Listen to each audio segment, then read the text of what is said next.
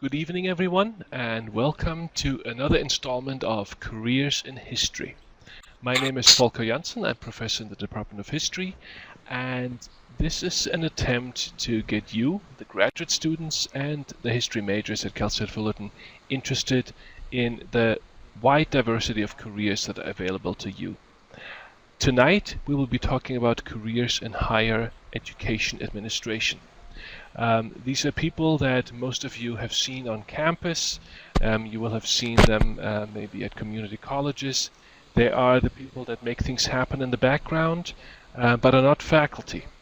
They have a variety of different jobs, careers, and stories to tell, and I hope tonight you can learn something from the variety of jobs and careers that exist in universities and college campuses that may be open and interesting for you.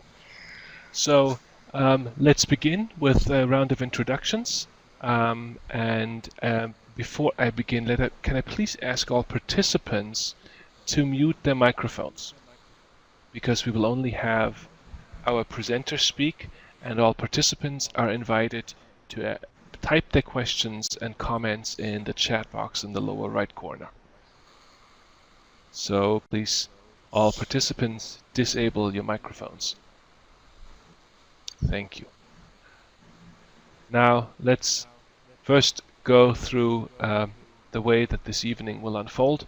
We will first introduce the panel members, then I will ask our panel participants to tell us a little bit about their job, tell us what's exciting about it, what makes it fun, tell their stories from how they arrived at their career from the college, their work environments.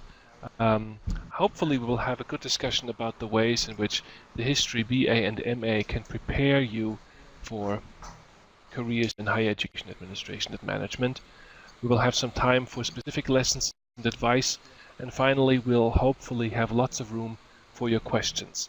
Right now the room is not too crowded, so we'll have time for everyone's questions. Maybe some more people will join us later on. So now, without much further ado, let me introduce you to the panel members for the night. At least on your screen, on the very left, we have Maria Hernandez Figueroa.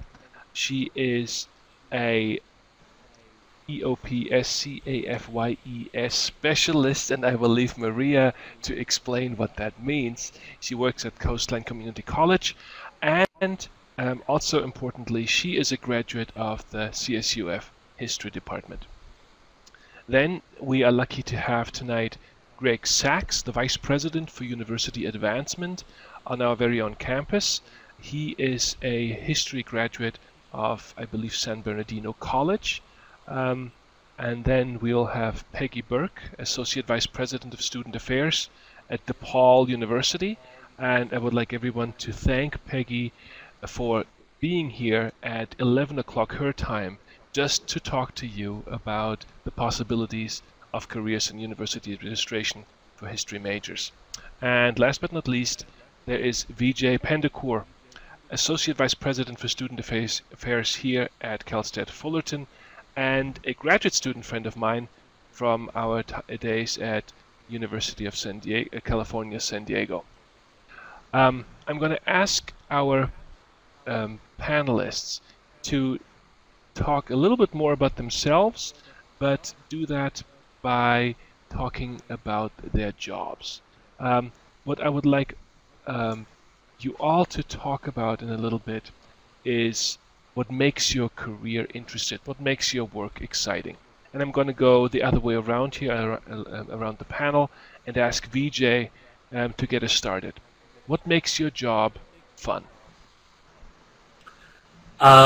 Great question to get us started. I think that for me, one of the things that makes my job fun is that it's honestly different every day.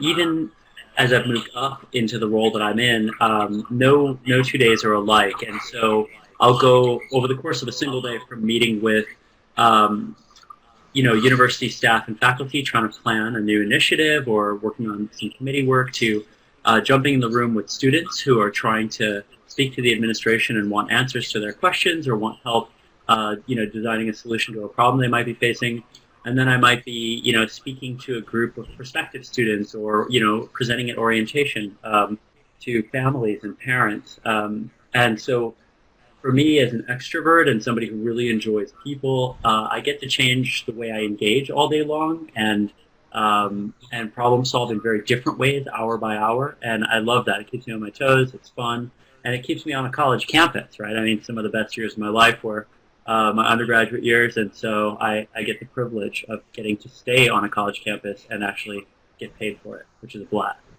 Mm-hmm. Mm-hmm. Great, thank you. We'll come back to you with a couple of other questions in a minute. Peggy, what do you enjoy about your job?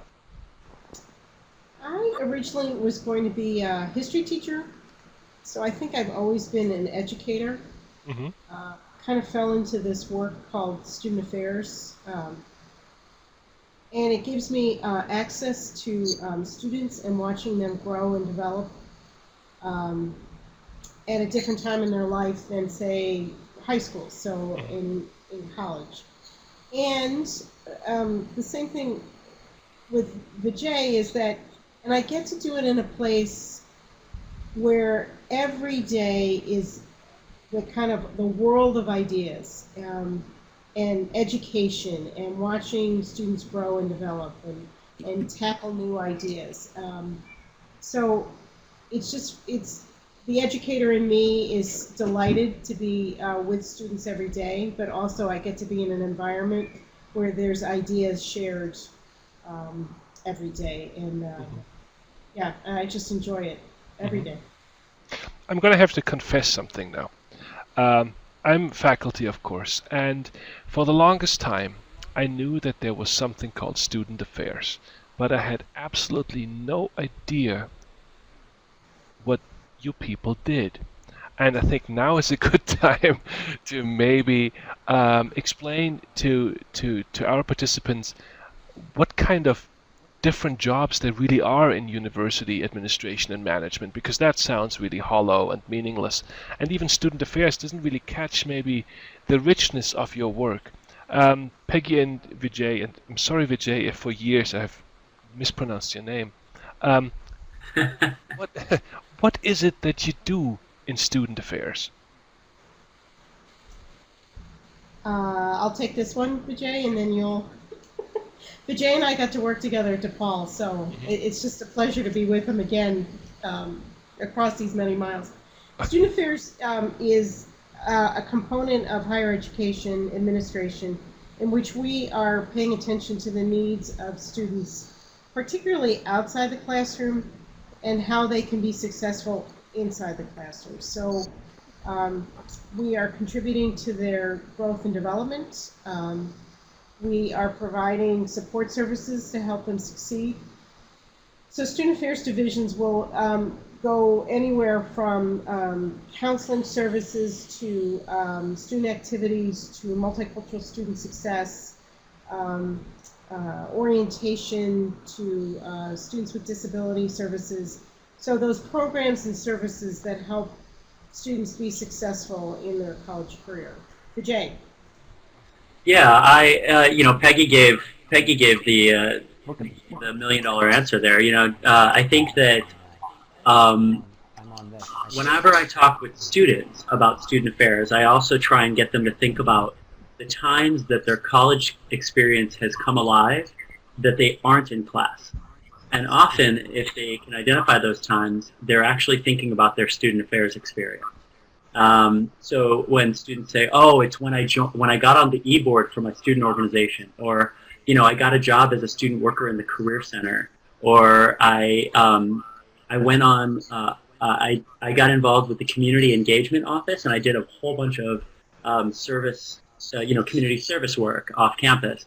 And those kinds of co-curricular learning experiences oftentimes are the places where student affairs partners with the faculty to extend learning outside of the classroom and really bring to life the college experience through some of what we call co-curricular engagement. And so just like Peggy said, it's really kind of bridging inside the classroom learning with a robust outside of the classroom experience. Mm-hmm. Mm-hmm. Thank you. I think this is interesting not only for faculty to learn, because I know that to this day that a lot of faculty that have been on campus much longer than I have, that have no concept of the importance of student affairs. But I think a lot of students also don't always realize how much there's out there for them. So I'm glad you explained this. Now, Greg, you do something very different on campus. Tell us what you do and what's exciting about this. Thank you. University advancement basically is the external relations for the university. So what I have the opportunity to do is literally every day tell the story of our university, tell the story of our faculty, of our students and our staff, and how we're making a difference in our communities and to the individuals that we educate. And so whether it be to parents or to alumni or to legislators or to other community stakeholders, I tell the story of the campus. And the portfolio that I manage includes everything from fundraising to government relations to community relations, communications, to alumni and parent, basically all forms of external relations. And I got into this line of work actually originally as a student leader. I wanted to actually work in student affairs, and I got exposed to alumni relations, which was a natural extension to the work I was doing with students. And as I learned more about it, and I learned about the whole series of opportunities that exist for different folks in that line of work, I found myself becoming more and more involved in different aspects of advancement, and eventually found myself in this role. Mm-hmm. Prior to being the Vice President of University Advancement at Cal State Fullerton, I had the same position at Cal State Dominguez Hills, and then worked at several other universities, Pitzer College, Baylor University, Cal Poly Pomona, for a few. Mm-hmm. You know, when I looked at your CVs, I noticed the kind of mobility that exists with that job, and as faculty who are used to tenure and staying in one place to sort of secure their position and tenure, that is strikingly different. Is this one of the maybe appealing differences between, say, faculty and administrative jobs, that there's a little bit more flexibility in moving about within the CSU system, moving into different positions with different responsibilities? Well, I think for university advancement, one of the things, I'm very proud of the fact that I've worked at different institutions for extended periods. For example, I was at Cal State Dominguez Hills for over 7 years. I was at Pitzer College for over 9 years. But because I think that's important, just like the relationships you have with your colleagues or relationships you have with students, if I'm going to ask someone to invest in my institution or advocate strongly for my institution, there has to be a level of trust, and there has to be a level of understanding of the history of an institution. And so I think that's really important. But I think really the mobility piece that you're talking about really speaks to the level of opportunity that exists throughout an institution. You know, the role of our faculty is so amazingly important, and they are the core to what we do. But to have the ships run on time and students to grow holistically, there's a whole series of opportunities. And a history degree helps prepare you for those, with whether it be learning how to write and how to communicate, or being able to understand, putting yourself in somebody else's shoes. It's prepared, certainly I feel as if it's prepared me well for my career. Thank you. Maria, sorry for keeping you waiting. First, you need to explain to us your specialization, because I only mentioned your abbreviated title up there. So why don't you tell us first what you do at Coastline Community College, and then what is it about that career, that job that you enjoy in particular? Maria, are you still there?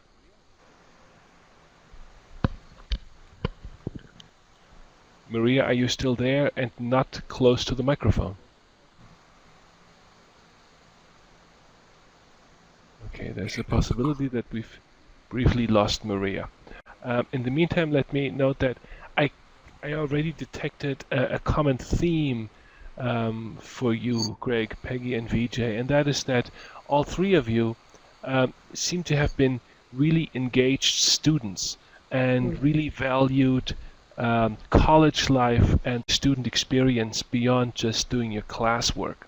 So it seems that an active engagement with what the university is about as a student is maybe not a requirement, but a good start to get interested in this line of work. I agree with you. It was interesting for me. I was very involved in student government, so just to be exposed at that young age to this whole entity of a college administration, and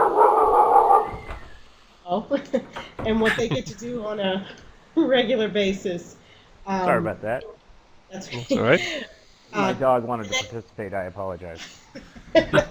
You must have a history degree. Yes. So watching how the university operated just gave me a great taste for what it would be like to work at a college or university. So yeah, I think being involved, trying to, I guess looking at the bigger picture beyond just my coursework, it certainly helped me. Yeah, no, I believe that. Good. Well, Maria seems to be gone for now. That is a bit of a shame because I know that Maria started as a student at Cal State Fullerton. She was in a couple of my classes when I just began, and then she started working in the Department of History in the administration as a student, then as a staffer. I think in part because she was always... Can you hear me?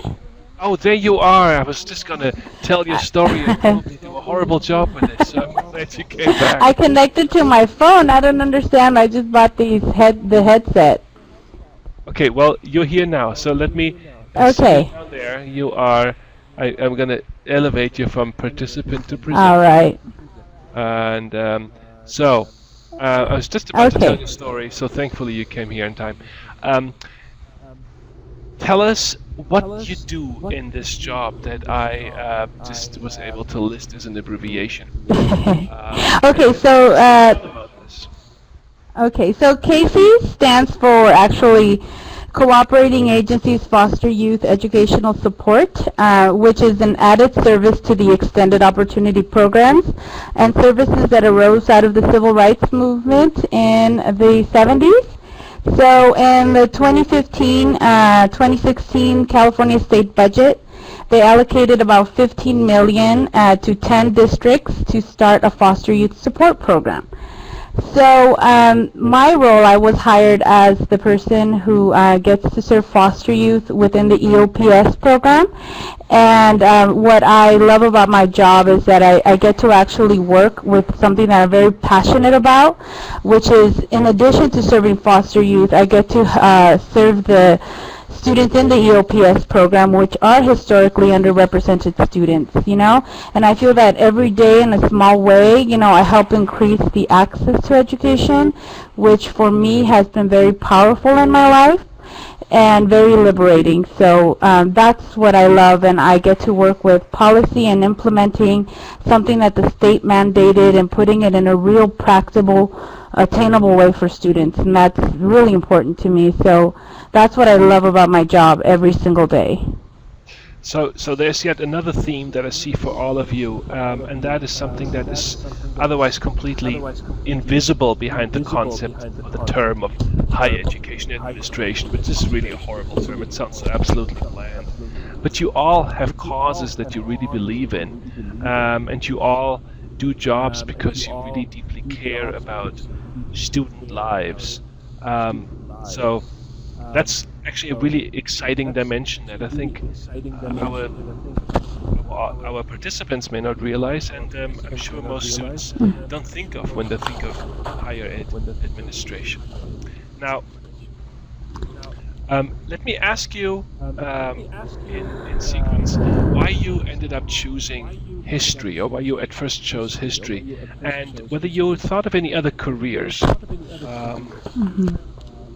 You can then, narrate yourself through the other questions, so we don't have to be strict here in the way that we go through these. These are just inspirations for you to go by. And this time I'm going to go from the top to the bottom, so Maria, you will go first. Okay. Well, I chose history. Choosing to be a history major was a very personal decision for me. I was a non-documented student in the 90s, so there wasn't a DREAM Act, so I didn't really get to go to school for a while. So originally I chose history because once I was able to go to school, I chose history because I wanted to be a lawyer. So it was going to be like the basis and the foundation for my law degree. And I considered being a lawyer or being a professor as well. So do you want to stop at that and then we'll go on, or do I continue? Well, how did you end up deciding on a career within the university? I think that's a career that chose me. I continued on. I almost finished my master's degree in history, but I switched over to policy because I realized that in all of my coursework, what really interested me was policy and its effect on people. How mandates come down from either federal or state level, and then they have a real drastic effect on the way they play out, on the local level, on the day-to-day.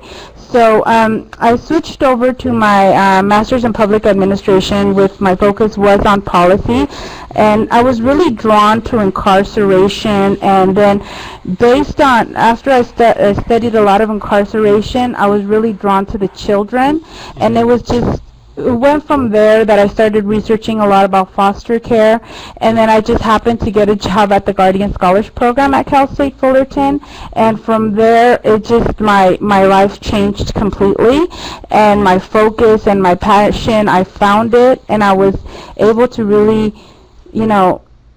define my life's work, and which is working with foster youth in any capacity. And it's just, since I made that decision, it was just like, I have grown so much, and so many opportunities have opened from there once I really defined what I wanted to do. Maria, we haven't spoken in so long since you were a student at Cal State Fullerton, and since you worked in the department. And it's fantastic to hear how passionate you are about this, about your work. It's really fantastic. I am. It is truly a life's work. Thank you. Greg, what made you choose history? I think I'm like a lot of people that necessarily pretty much kind of fell into history, and by that I mean I always loved history. I've always really enjoyed it, and so I found history. I originally had an interest in being a history teacher.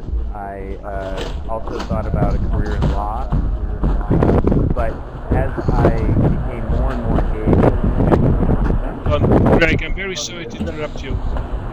Could I ask all participants to please disable the microphones? We are getting a lot of noise. Anthony, Jennifer, John, Nicole, Shirley. Would you please do me the favor and go to the top and disable your microphone?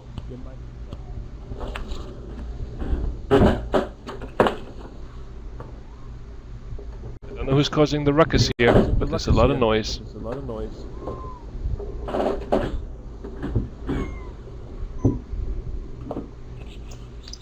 Well, I can probably go ahead. Okay, sorry. Yes, thank you, Greg. No, thank you. So history was basically always a great interest of mine. And as I became more and more interested and involved in history, their careers kind of unfolded in front of me. And like I mentioned, I was interested in history. I got as far as 1 year of a credential program and then decided it wasn't really a match. I considered a law also, but really at the end of the day, it was my student experience and student engagement that led me to go on for my master's degree and then from there move into university advancement. And originally, out of graduate school, I worked in student affairs. I worked at Baylor University doing that work, and then was able to move into the advancement side. The thing that was interesting about university advancement is that by my being able to basically tell a story and gain an understanding of somebody else's life and understand where they're coming from, I was able to help find the connection back to the institution. And that really, at the end of the day, is what the university advancement work is all about, finding that connection and developing that link back so somebody wants to get involved, support the institution, advocate for the institution, or assist the institution. And so fortunately I've been able to do that. Thank you, Greg.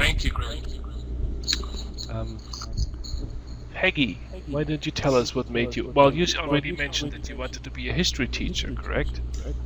I did. I was, when I started as an undergrad, I, wasn't sure what to really major in, but I thought, wow, if I could just study history, then what a cool major that would be. So I entered that, and then probably in my junior year, I wondered, okay, what am I going to do with this? And I think I've always been a teacher inside. So also looked at, getting a degree in secondary education. And then at the end of my senior year, I was offered an assistantship in the history department at DePaul and could earn my master's degree. And I thought, well, I probably would need a master's eventually in order to teach. And I did that. And then at the end of that year, a job opened up in student affairs. And at that point in my life, even through student teaching, I'm not sure I was very good at teaching, but boy, I loved the subject and I loved working with students. So this job opened up in student affairs where I got to work with college students, which was just a great experience for me. I think... Yeah. Yeah, go on. What I hear here is that a lot of jobs, a lot of job opportunities appear right away while you are still students. So even as Certainly, you I are think I on was campus, yeah, there's Go ahead. that aspect of being at the right place at the right time. And making myself available to different opportunities. But the history degree was, as I was preparing for our talk tonight, I loved it. I just loved being able to study this subject. And then as a result, really learning how to think and how to write and how to communicate. And that history really frames how I think. So I'll be sitting in meetings and I need to know, all right, where are we chronologically? How does this fit into the larger picture? And so history really provided me with a framework for just how I approach things. Wonderful, thank you. Vijay, what made you choose history? I know that ultimately you abandoned it, but... I did not abandon history. I just did not complete my doctoral program in history. Oh, I'm just. I for the folks on this web chat, I I met Volker in PhD program in history at UC San Diego, and he was the silverback of the group, the gentleman finishing the doctoral program when I was a first-year doc student, and so we all looked up to him because we heard he got a job. I remember the day he came into the department, he said, "I got a job offer." And we were all like, "Oh my gosh, there's work at the end of this tunnel?" And he got his job at Cal State Fullerton, so that was a long time ago. But I finished the master's in that program, but I did not finish it. So I can share why I chose to do a master's in history, beyond doing my undergrad in history as well. I think for me, I did my undergrad in history at the University of Wisconsin-Madison, which is a very strong history program, and always thought maybe I want to be history faculty because I had so many inspiring faculty in my undergrad that really changed the way I thought about the world and myself. And so I actually, much like Peggy, right place, right time, got a job in student affairs. Right after my undergrad, the university hired me, the University of Wisconsin-Madison hired me to work in student affairs as a diversity educator, doing social justice work for UW-Madison. And so my undergraduate degree in history turned into gainful employment for the University of Wisconsin, doing something that I was extremely passionate about, working on issues of power, privilege, and oppression at the institution. I did that for several years, and I realized I needed to get a graduate degree if I was going to advance myself beyond entry-level work. And at that time, I thought, well, I enjoyed my undergraduate history studies so much that I wanted to deepen my education by going and doing a doctoral degree in history, because I thought maybe I could take my passion for working with college students and enact that as a faculty member. So I went to UC San Diego to do a PhD in 20th century U.S. history and loved the coursework, but realized that I did not love the research process. And so I left the program because I wanted to get back to more actively working with students on a day-to-day level. And so I was able to take my master's in history, combine it with the years of experience I had in student affairs from my undergrad, and get a job at DePaul University as an assistant director in multicultural student affairs, working on issues of diversity and culture and safe spaces on campus climate. And that's when I met Peggy in 2006. Mm-hmm.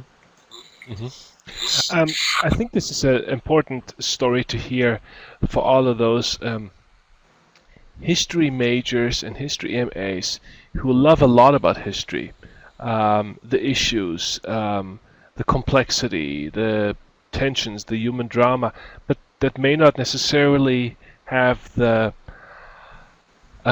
same joy in conducting research. And for you to say, look, I love history, but there's some things about it that are not really me. There's some things where the discipline doesn't really cater to my specialties or my strength. I think that's an important thing to be able to admit to and say, let's take what we learn in history, let's take what we love about it, and apply it to another context and another career. And I think that's also true for what Maria was talking about earlier. Maria, by the way, I know that you keep reactivating your microphone, and I keep switching you off because I noticed that it's actually your phone that creates the echo. So that's why I keep closing down your microphone. But Maria said the same thing, that it was her passion for issues and policy that she discovered in history, but that ultimately she wanted to pursue somewhere else. So the connections here between what all of you participants may love about history and careers in higher administration are absolutely there. Now let me ask you all, are there things you wish you would have done differently as a student in college? Are there things where you look back and say, well, that slowed me down, or that was a mistake? Maria, I'm going to take you first, and I'm going to unmute you for that purpose, okay? Okay. I thought it was my phone. I actually don't think I would have done anything different. I have to be honest and say there was a time that I wondered, should have gotten my degree in history. I did wonder that because I think the job market with a bachelor's was very difficult. But like I said, it all changed once you really defined your passion. So one thing I would have done differently is participate more in student life and student affairs, because they offer a lot of workshops where you can really explore what you're passionate about. So I would have done a lot more of student participation and events that helped me think about, reflect about what I wanted to do earlier on. I would have done that different. I think I wasn't that engaged within the student affairs as much as I wish I would have after I started working and started learning what it was. So for those of you who are listening, you have the benefit of learning about student affairs from our participants right now. You have one advantage here from compared to Maria, who had to learn this on the longer route. Greg, are there is there anything that as a student you could have done differently or better? I don't know if there's anything I could have necessarily done differently. So much of life has to do with putting yourself in position to enjoy serendipity. As far as I was very involved as a student leader, and so that exposed me to lots of different jobs throughout the institution. Jobs that, frankly, I never even imagined existed. And it was interesting because my interactions with so many student affairs professionals, or others even throughout the institution, I got to know what they do, but I didn't fully even understand that they were making a career out of it necessarily. But as I got to know them, and as I made the decision to get my master's degree in higher ed administration, and I learned more about it, it was a complete world that opened up as far as the different kinds of opportunities that exist. And then in the area of university advancement, which is a exceptionally noble calling that few people really understand, as far as being able to help tell the story of those that are making such a difference in the lives of our communities and our students. It's another whole world that you can have a career in and make a great difference in this world. What I chose going through schools, I was actually a double major with both history and communication, and so that helped. My emphasis was in public relations, and so that helped, I think, with some of the ability to communicate, both written and orally, as well as being able to help develop a case so that folks can understand how they can, in the case of my day job, support an institution and advocate on behalf of an institution. So I don't know if there's anything I would necessarily do different. The one bit of advice, though, that I would probably give our current students is if there is an area of an institution where you even have the slightest bit of interest, I would go out and ask that person for an information interview. Just ask them for a half an hour. That's all you need. And just ask them what they do, how they do it. Ask them their story, how they reached the position, and ask them where they see themselves even going next, and trying to gain a better understanding. One thing that I think so many history majors don't understand is just the vast opportunity that exists out there and the applicability of their major in that vast world. So gaining more and more experience in understanding that, I think, is really, really very valuable. Thank you for saying that, Greg. That's exactly why I am doing these career webinars, to give our students a bit more of a view into the different careers, and to inspire the imagination about what they want to do. Peggy and Vijay, you know what? I just lost my train of thought. Where did I go? Are there anything now? Yeah, this is where I was. Are there things that you should have done differently as students? I agree with what's been said so far. I don't think I would change anything. Volker, I really like what you just said about history is a great gateway experience and a great gateway major, so that you don't necessarily have to land a job doing history or researching history, but it can open your mind up to a variety of opportunities. And so, not that I have any regrets, but I certainly wish that somebody had said what you had just said to your students, that there's a myriad of possibilities for you, and don't feel limited, because I think, especially today's day and age, as everybody feels like, well, I have to choose a major that's going to get me a job, and I have to know what that job is now, as opposed to what are the knowledge, skills, and abilities that you're gaining from being a history major, and where might you be able to apply that? And I loved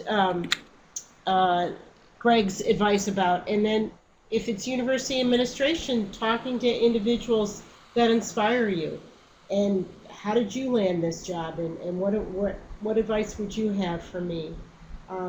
So that you could apply both the strengths that you've gotten from the history major to a particular position that might be of real interest to you, I think is the way to go. Vijay.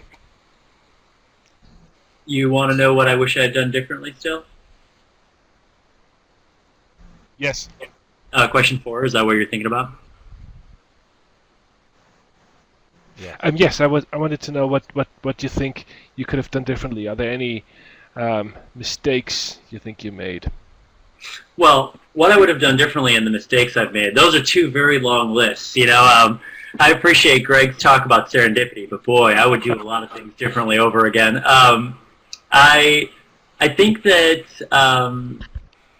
obviously, in retrospect, everything has worked out, and I'm really thrilled with my family and my job and the adult life I have. But I think along the way, I felt like my college journey was very fraught with an anxiety about what I was going to quote unquote do after college. And I knew that I loved studying history and I loved taking history classes, and I had no idea how to translate that into a life after college. And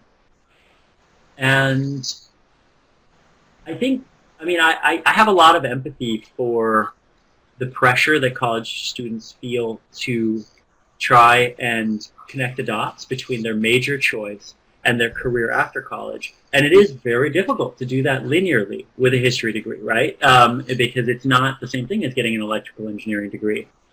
And so one of the you've heard it in Maria's testimony, Greg's testimony, and Peggy's testimony.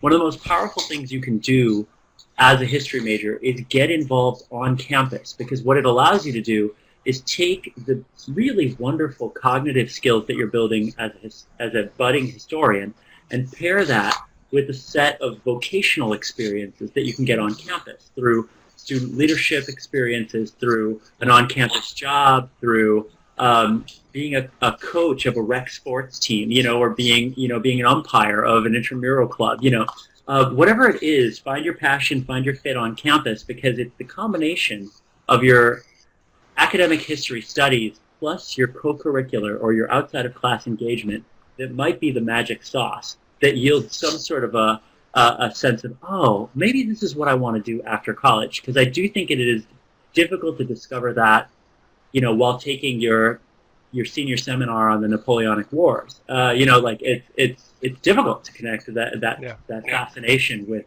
a life after college. And I really struggled to piece it all together. And my first job after college was actually, it's not even on my resume because it doesn't connect to what I do, was in software consulting for a very desirable company, but I got the job because I graduated during a boom economy, very different than our current world, and they were hiring consultants left and right, and so I went to work for the software firm, and I hated my life. I was totally miserable. I made great money, and I was just absolutely miserable. And so what I did is try and make my way back to the last time I was happy, and I made my way back to my college campus and got a job in student affairs, and really had to sort of figure out how to piece it all together at that point.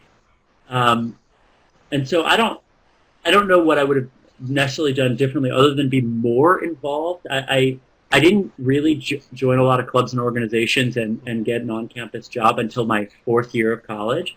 I did a 5-year undergrad, and so my 4th and 5th years were much more coherent and happy times than my first few years. I felt very disconnected in my first few years, and I remember my last 2 years feeling very seamless. I had a purpose and an identity on campus, and a sense of organization between my outside of class life and my inside of class life.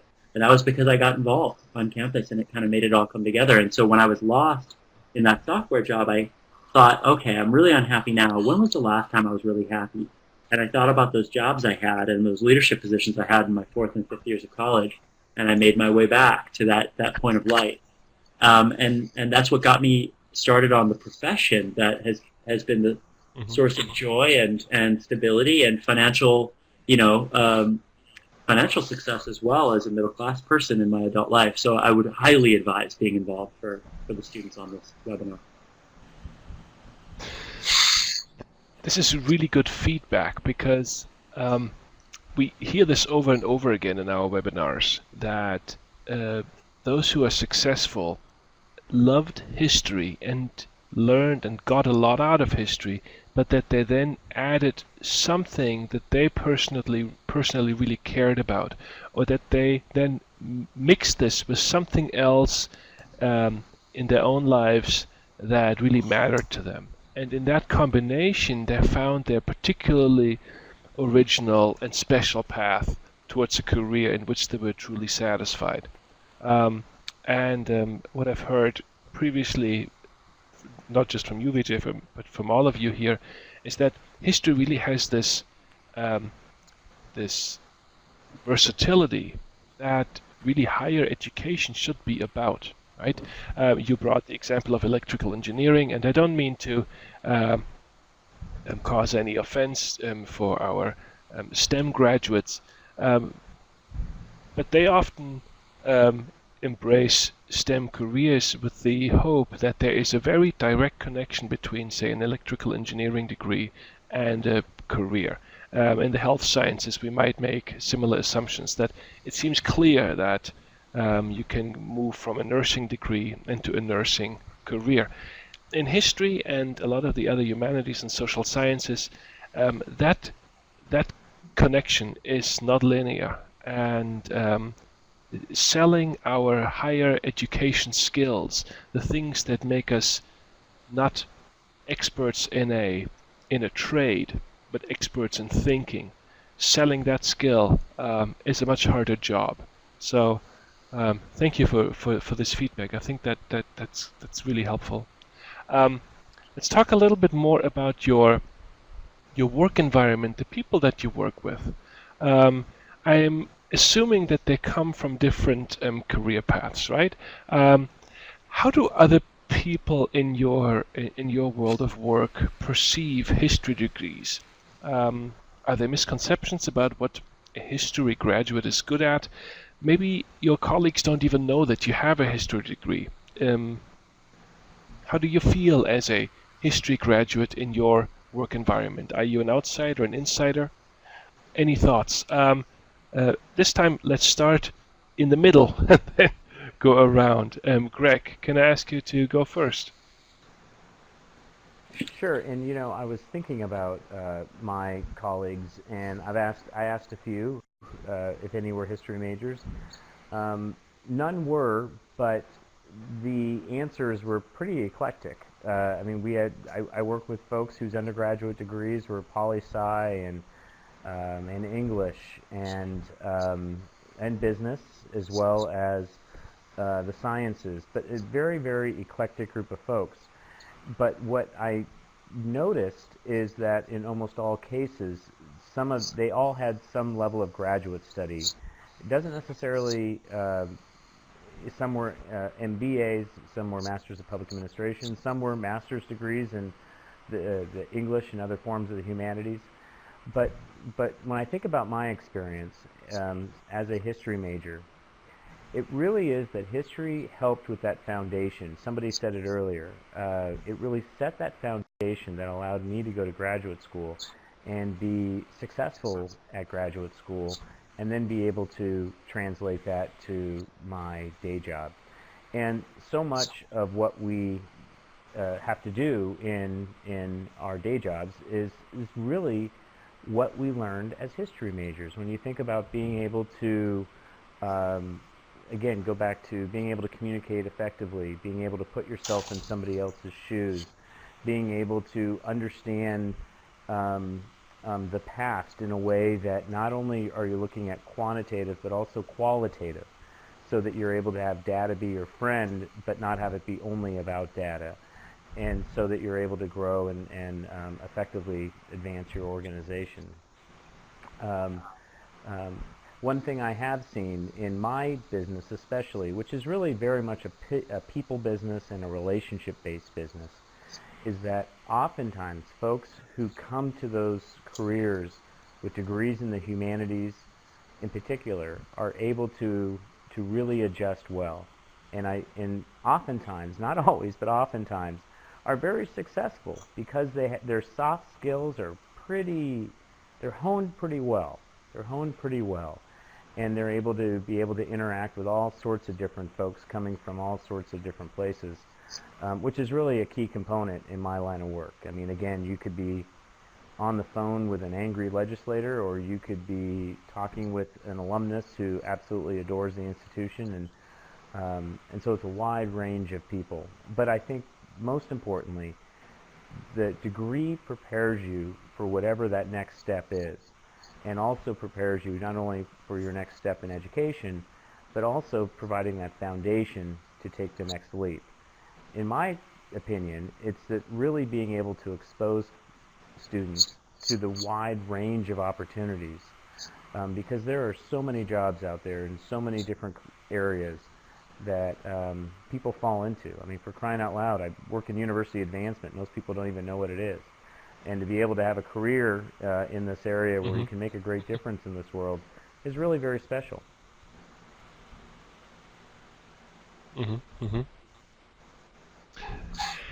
Peggy, what's your work environment like? Do people know that you have a history degree? Do they understand what a history degree entails?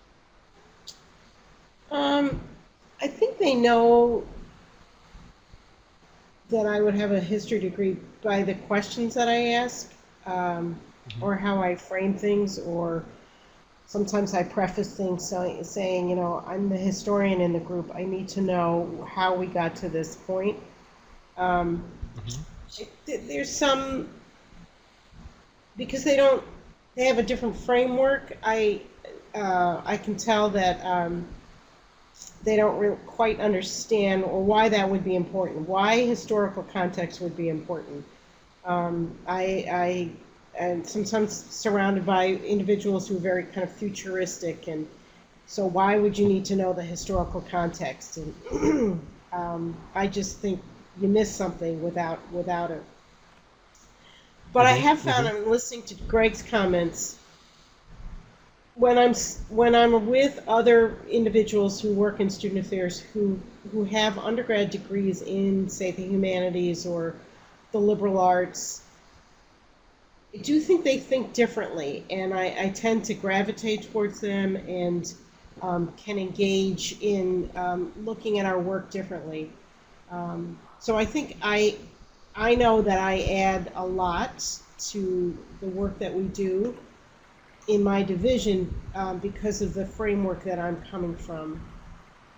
And I have found it really helpful. And you know what, but I don't know the degrees from my other colleagues, and I deeply admire where they're coming from, and I'm sure their undergrad degrees help them frame things and understand the world from a larger perspective. So that undergraduate degree, I think, is a great lays the frame or the grounding of what work you want to do, or how you're going to think. And then your master's degree tends to, like, now you're going to start focusing in on what are those things that really you're very good at. And I just, now looking back over my career, over 30 years, I thought, wow, that history degree really was very beneficial to me. Fantastic. Maria, do you work with people who have history degrees, or do they know that you have a history degree? Do they think of you differently as a result? Oh, you know what? I have to unmute you first, don't I? Sorry. Yes, thank you. Actually, my colleagues, about half of us, let's see, have a degree in the humanities, in sociology, and ethnic studies, in psychology, and 2 have in business, and the rest have in counseling, because I work with academic counselors.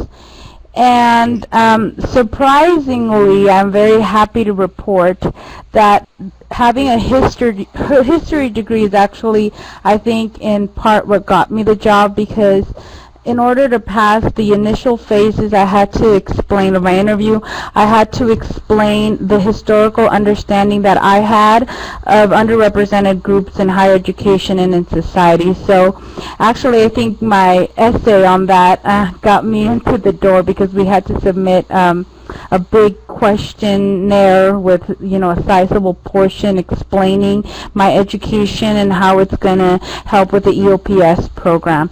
So happily, my history degree is very much embraced in my program, and I am very grateful I got it, and no, everybody respects it. So in my office, at least.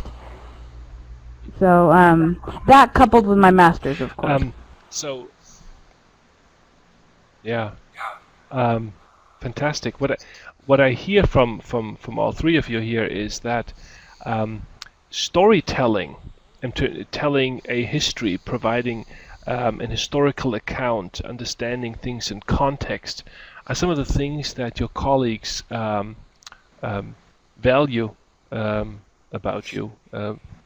And that really, in that sense, historical thinking is not just the skill of, say, being able to understand the drama of the Napoleonic Wars, to pull on Vijay's example from earlier, but to sort of apply this historical thinking to a variety of different settings and concepts. Vijay, in your work environment, do you have historians around you? Do people look at you as an historian, or is this something that's sort of under wraps? In working in student affairs, we all generally, we come from a variety of different undergraduate degrees, because there is no higher education administration or student affairs undergraduate degree. And so one of the lovely things that we have is a diversity of undergraduate disciplinary training in any room that you have student affairs folks in, because there isn't an undergraduate degree. But there is a higher education administration master's degree. And so one of the things that makes me more unique in my profession is that I would say, Peggy, chime in here if you have a different opinion, but I would say a large majority of the people working in higher education administration have a higher education administration type degree, and so it's unusual to have a master's in history and work in this field. And so I think that it's rare for me to meet people who have the master's in history, because I'm in student affairs and people tend to have the kind of archetypal degree for that. For our field, but I end up using particularly my master's level training in history all the time. So one of the things I want to say is big shout out and kudos to Maria, Greg, and Peggy for talking about sort of the skills application of their history training in their work in higher education. And one of the to add to that, I want to sort of ditto everything they said in terms of the analytical framing. For me, I've also, beyond what they've said, also found my history training, particularly at the master's level, to be really helpful for me as a higher education administrator, because I got the rigorous training around reading scholarly works and writing critical synthesis across that blended multiple scholars' analyses into something coherent, something that tied together numerous arguments into something new, and something that might actually provide new utility or new insights into a historical moment. And all of that writing I did in my master's work really has come in handy, because for me, one of the ways I've been able to distinguish myself in my student affairs profession is through scholarly publications, and putting out a variety of scholarly publications has actually allowed me to build out a part of my resume and distinguish myself in a highly competitive marketplace, because a lot of student affairs folks don't publish as much. But I've always felt very comfortable with the writing and publishing side of things, because I feel like my history training gave me the boot camp experience that I need to feel very confident in my scholarly analysis, my ability to really see the bigger arena of discourse and the way that arguments are shaped over time, and pull that together to offer my readers something different that they might not expect. And that's been valued by student affairs publishers, and offered me a chance to contribute and to excel. So I really am very grateful for my history training, even though it marks me as unusual in my profession. If I could follow up on Vijay's comment, and having worked with him for 8 years, Vijay would be, Yes. we would be in meetings together, and he would able to hone in on an issue much more differently than other folks in the room. And he's right, many of the individuals in our profession tend to have these higher ed administration degrees, which are incredibly valuable, but that history degree always made Vijay kind of look at things a little differently. And we had another colleague who has her doctorate in African American women's literature, and she always came at things differently. And I have found, because of my master's, and it would fall on me on many circumstances on my team.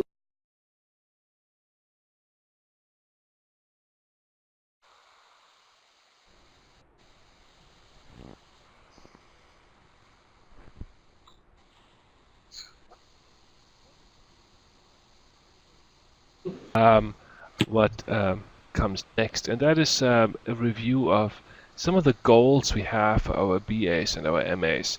Hold on, someone's moving about here. May I just... I'm giving too much power to everybody here. There we go. Okay. You've discussed a lot of this. Critical thinking skills, intellectual inquiry, the writing component.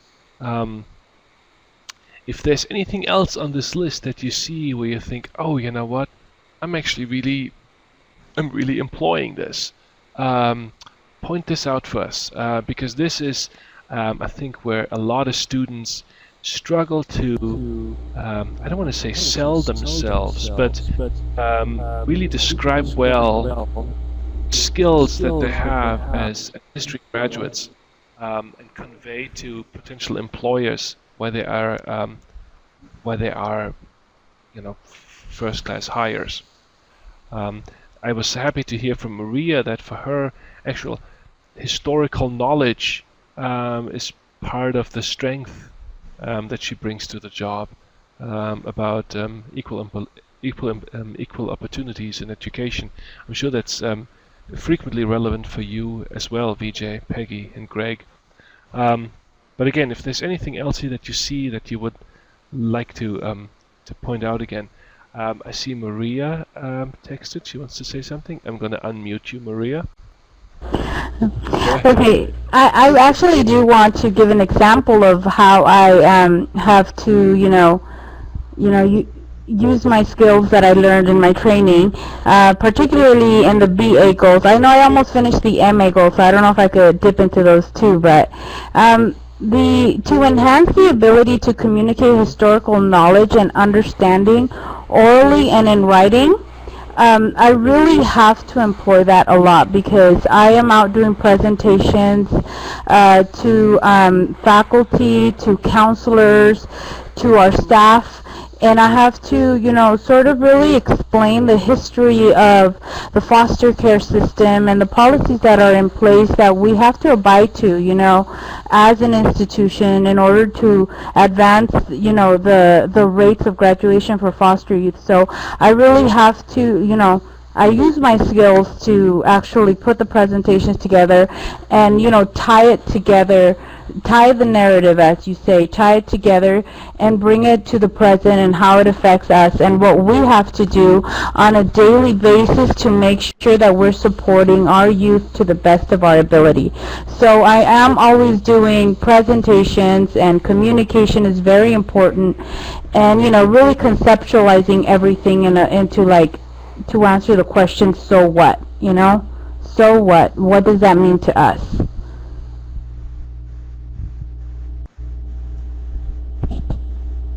I think that's it. Anybody else? Maria, sorry, I'm going to switch you off again. Yes. I can share from the master's level goals. Hold on. Oh, sorry. I think we had Greg. Greg, go for it. First. Greg, please go ahead. That's fine. What I was going to say is when I think a lot about the issue of intellectual inquiry and critical thinking, the number of times that I've been in a strategy session where we're talking about an issue and we find ourselves not necessarily talking about the ways in which to solve the issue, but some of the other problems and some of the other things, and then being able to work with other people and help get them to a place where we're thinking, where we're digging a little deeper into solutions.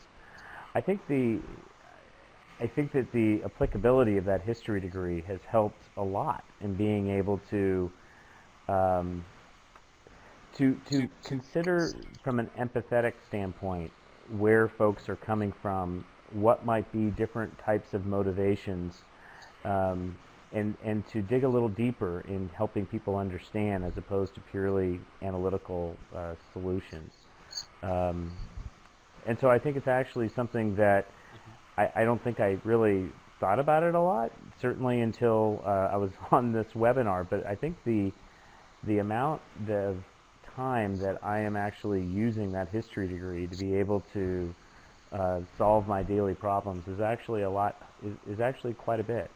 I'm sorry, Vijay, please go ahead. Greg, you totally nailed it. I was gonna say the same thing, right? Like in university administration, we end up doing a lot of strategy and problem solving. We're really trying to preserve the academic mission of the American Academy at a time when it's under great strain because of numerous sort of larger social forces that are pushing and pulling at colleges and universities, and it gets really difficult to try and figure out how a university can live its mission under the constraints that they face right now. And for me, I much like Greg just shared, I often find, particularly when I'm looking at issues of diversity and inclusion, that I tend to frame the issues using my historical lens, right? So I talk about the sort of great waves of the American Academy and how, sort of non-dominant group members, anyone other than sort of landed white men, were included in the American Academy at different moments in time, but that wasn't random, right? That was connected to certain certain major shifts in American society, and whether that be the Industrial Revolution or that be World War II and the GI Bill, or Vietnam and civil rights movements, and even in the early 2000s, Harvard moving to a tuition optional framework and how big an impact that had on elite institutions. And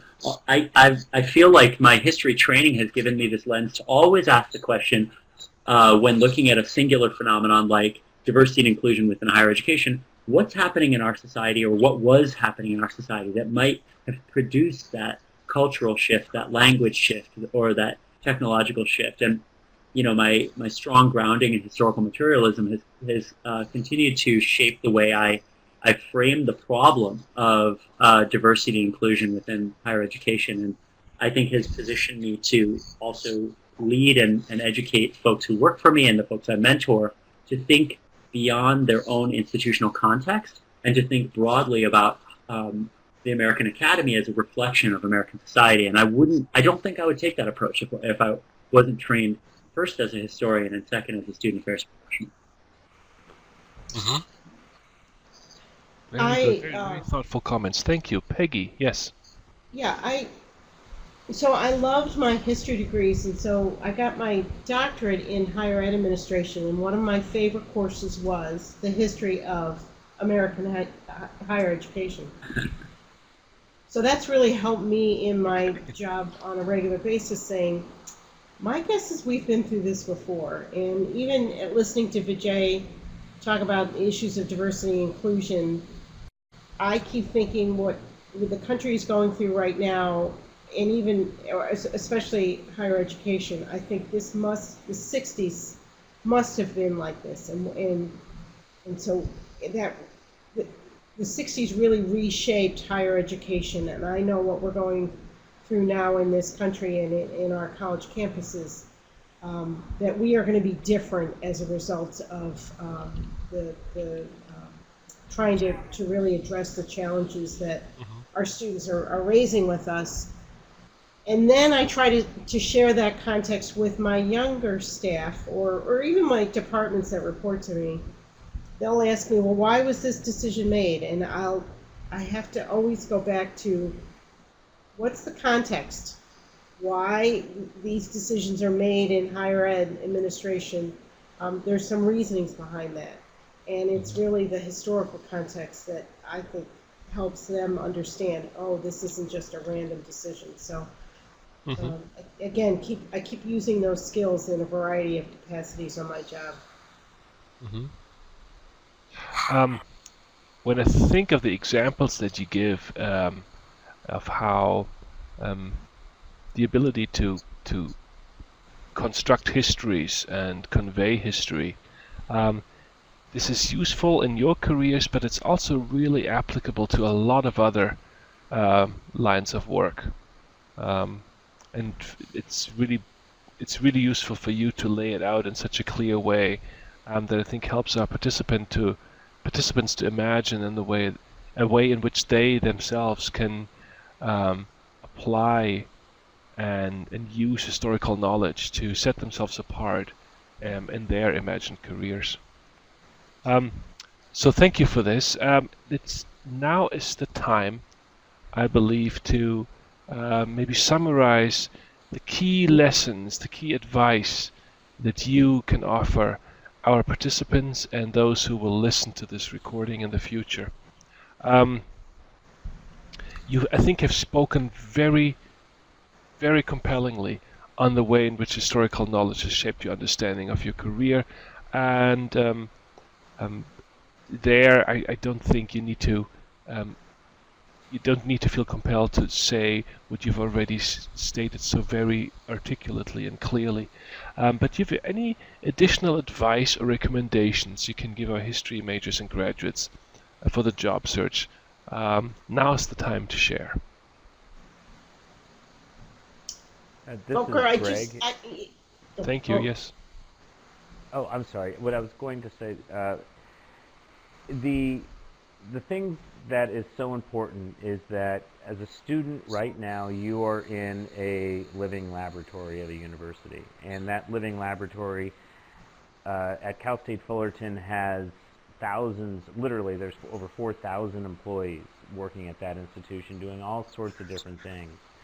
And so think about think about your daily life. Think about the counselor, the academic advisor you may work with, or the financial aid person, or somebody who does something else, or works in communications, or some other field. And I would encourage any student who has any interest in any of these things to, again, reach out and try to be able to have that information interview, because you never know where it's going to lead. I'm sorry, Peggy. Mm-hmm. Thank you. Yes, I think that advice on informational interviews is really crucial. Peggy. And Volker, picking up on your comment about what sets you apart. And this is one thing that I wish I'd had as an undergraduate, is really thinking through, going back to those knowledge, skills, and abilities that I was gaining as a history major, and then being really proud of it, and that you can use that in a variety of contexts. And that will set you apart. It's a strength that not everybody has, and it will really strengthen you in any career choice that you end up pursuing. Mm-hmm. Just being proud and confident in the skills that you've acquired with your degree. Absolutely, proud, confident, knowledgeable. That you add a very important element in any team or any organization or any institution. That the way you think adds value. Mm-hmm. Yes, thank you. Maria, do you have anything, any final words of advice to offer? And then I will open your microphone for that.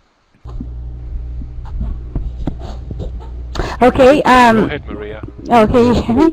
Well, I think to what Peggy said, like, really be proud of your degree, because only you know how much you dedicated to all those textbooks and how much discipline it took for you to write all your papers, and really grasp and understand and embrace all the theories that you really can apply. But one other thing I really that worked for me in enhancing, I think I'm the earliest out of the 4 panelists. I feel like I'm just starting my career right now, so it's very fresh in my mind what I did in order to be more, more competitive, because it was a very competitive search for the job that I got.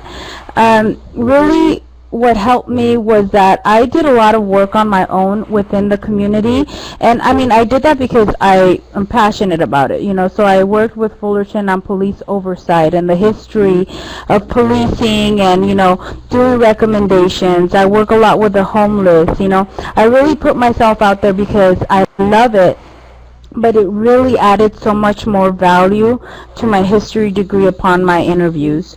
So I would say any advice, like, yes, prepare yourself in your field and what we learned, but also get out there, get out there and do things that matter to you, like, interview the professionals, whatever it matters to you, apply for grants, travel, present at conferences. All those things add up to your experience, and they really make a difference upon the interviews and to what you can speak of at the interview. So that's my advice. Thank you. Yes, I think that's very good. Thank you, Maria. Vijay, any last word of advice? Maria, Greg, and Peggy really nailed it. So all I'll add, just a little bit of sweetening to everything they've shared for the CSUF students that are still on this webcast. I would be remiss if I didn't mention the Career Center. It reports to me. So I feel obligated to say one of the key assets in you thinking about connecting your undergraduate history study to a life afterwards will be the Career Center. And you can take advantage of that in 2 ways. One, you could go into the Career Center and actually ask for what they call an assessment. And they have a bunch of different assessments that allow you to do, at no cost to you, these really in-depth tests, but they don't feel like tests. They actually feel really fun because you're answering questions about yourself. And at the end, it gives you these assessments give you a capture of your skills and your abilities. And actually, they might give you a different way of telling your story, because part of what Maria and Greg and Peggy are saying is be courageous and tell your story and show people the value of your history degree. And sometimes having an assessment done that shows you what your strengths are, what the way you think is, gives you extra language on how to do that. And we offer those assessments free through our Career Center. So that's one thing you could do. The other thing you could do is, if you're a history major, you have a person working in humanities and social sciences called your college career specialist. And this person is working in your success center in HNSS. So you can go into your success center and say, hey, I'd like to see my college career specialist, and talk about how I can connect my history major to an internship while I'm still a Cal State Fullerton student.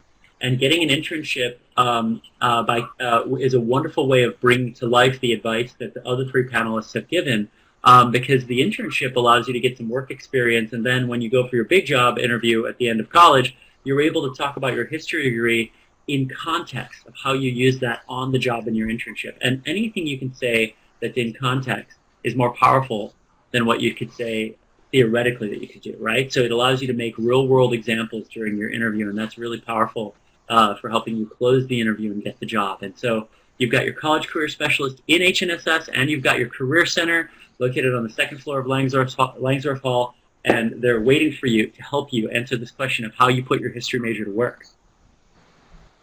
Thank you, Vijay. Participants, I hope you took careful notes here, because this is absolutely crucial advice. I learned what the Career Center does during this Pathway pilot project, where I think we first met, Vijay, and it completely transformed my understanding of really what the university outside the history department has to offer. And ever since then, I've been promoting the Career Center, because and I think participants, you know that this is true. Most history students believe that they just need to do their coursework, they get their degree, and after that we're going to look up from our desk, so to speak, and see ahead and think, okay, what are we going to do now? Too often, even the best of my students, especially the best of my students, do not ever think of asking for help in how to identify and define their careers. I had a telling moment in a class a year ago, all very bright MA students, and I asked them how many here have attended a Career Center event or participated in any of their workshops, and not one of them ever went to the Career Center. And partly out of that experience, we've actually now in the history department amended our MA program to now include a professional skills certificate, which not only involves either a second language or an internship, as you say, Vijay, but also the completion of a series of events and activities related to career coaching, if you will, both from the Career Center and within the department. And our plan is over time to actually incorporate into our curriculum more deliberate efforts of teaching students to apply the historical thinking to a variety of different settings, and to apply historical method to a variety of different settings, so that we actually can offer our students down the line, for you participants, this will be too late, a set of courses that help them to gain the vocabulary and the confidence to speak about the ways in which their historical thinking and their historical knowledge directly apply to the world of work in which they want to find a career. So now, everybody, is the chance to ask questions. We have a small group tonight, but that does not say anything about the quality of our panel here, which have really provided tremendous advice and offered such great specific examples. Not only, I think, have we all learned how colorful, diverse, and meaningful work in higher education administration is, I think we've also seen what history can do for you career-wise. So for those of you who are there and have any questions for our panelists, please type them into the chat room below now.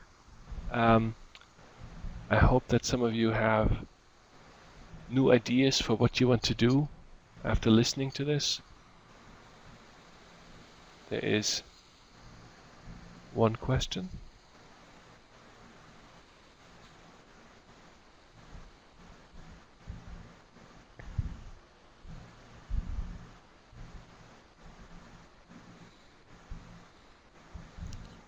Shirley, Ramses, Jennifer, Anthony, don't be shy.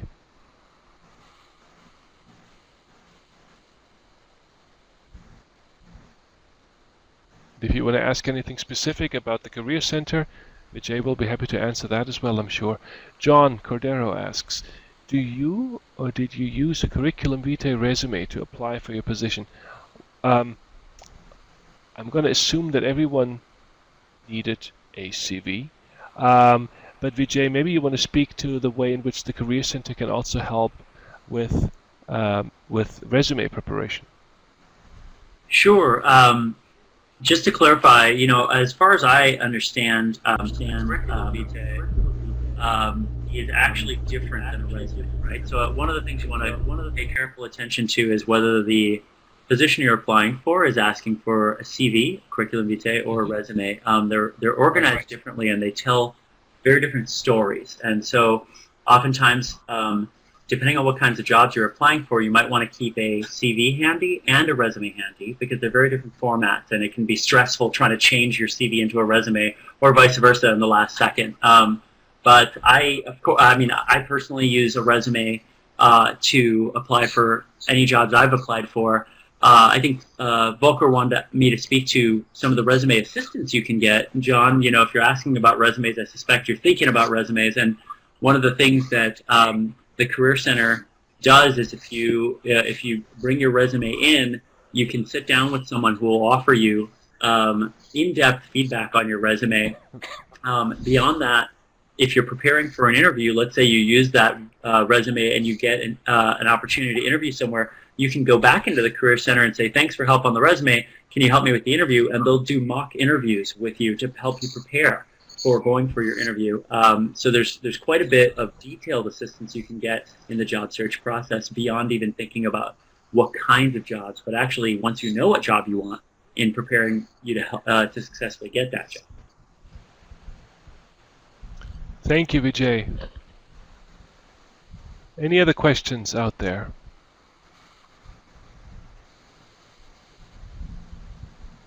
Okay, well, that's okay too. If we just inspired you and gave you new ideas and sent you down the path for research on other career opportunities, that's not a problem.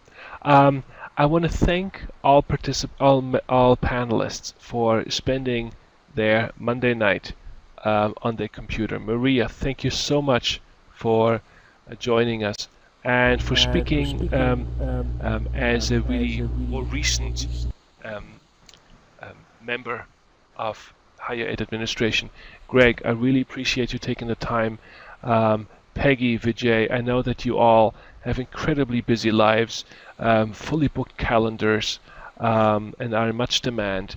So that you are coming out here late at night to speak to our few history students means the world to them and the world to me. And I know that in the future there will be many more students listening to this, and so your advice will echo through the next year, 2 or 3. So thank you for that. Now I see a couple more comments here from Jennifer and Shirley, so let's make sure that we are not missing any questions.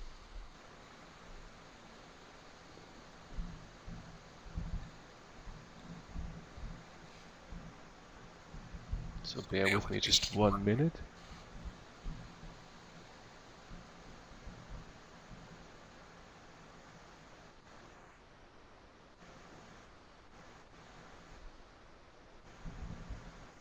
How to apply for a job which requires a non-history major. For example, in education. Does anyone want to take this?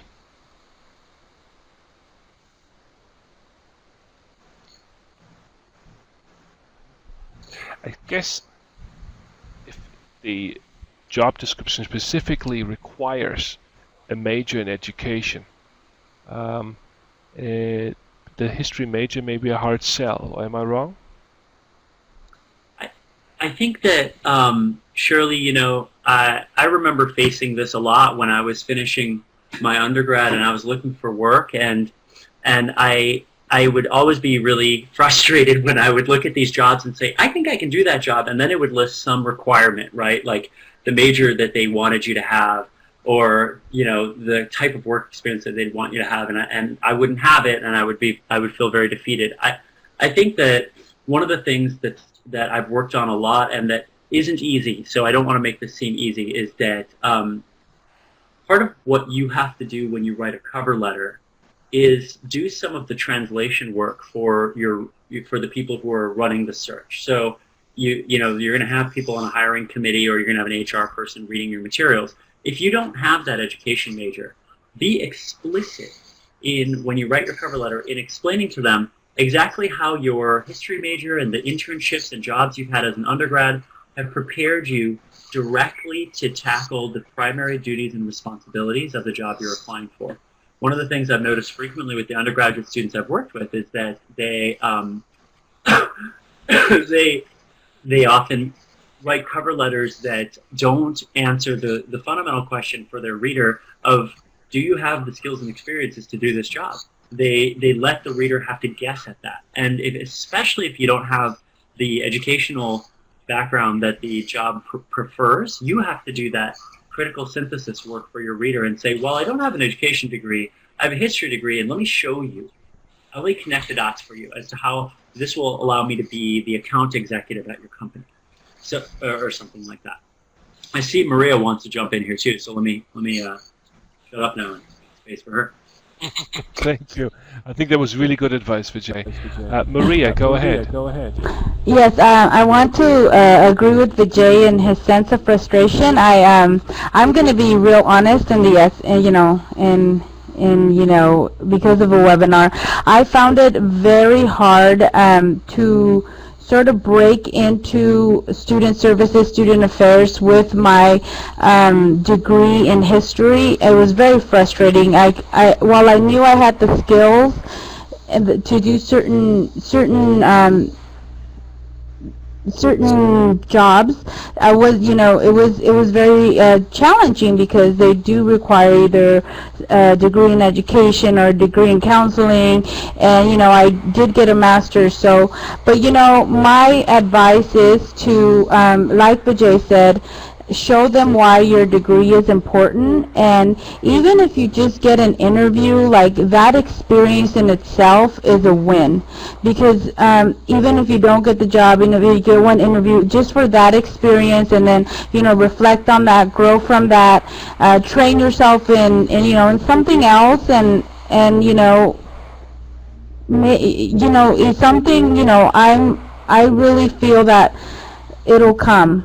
It'll come when it's right. So I do share that frustration, but I know there is a way to train yourself and sell yourself, and eventually, sort of get your foot in the door to what you want to do. But sometimes certain degrees for certain jobs. I think what we hear here somehow relates out. Sorry. Yes. Did I cut someone off? No. Let me quickly summarize here that what Vijay explained about being articulate in your application to say exactly where your skills are and what you can do. I think that underlines the challenge and the opportunity of the history degree. The history degree does not speak for itself. You have to make it speak. Someone with a degree in public administration or electrical engineering may quietly assume that that title says it all, and that for that reason they will get the interview. You have to make your history degree speak. And once you have that opportunity in an interview, or whether you do it in writing, as Vijay explained, then you have a chance at a job. And I think the other thing that we heard here in the final question round was that you have to embrace the job hunt, the search for a career, as a process. It will not mean that you go out there, submit one application, get the job, and you are set. None of our panelists, and all of them are successful at different stages in their careers, had that experience that it was one search, one job, one success. It is a process for everybody, and it will be a process for all of you. I think that summarizes our final round, and I think we've addressed all the questions. Once again, let me repeat, thank you so much, Maria, Greg, Peggy, being out there at now 1:30? No. 12:30. After midnight, almost 1 o'clock, and Vijay, with a dog and a baby, waking him up in a few hours, I'm sure. Thank you for taking the time. This concludes our webinar for tonight. I look forward to seeing more participants again in a month from now when we talk about history careers in NGO and outreach. Have a good night, everybody. Thank you. Thank Bye, you. y'all. Good night.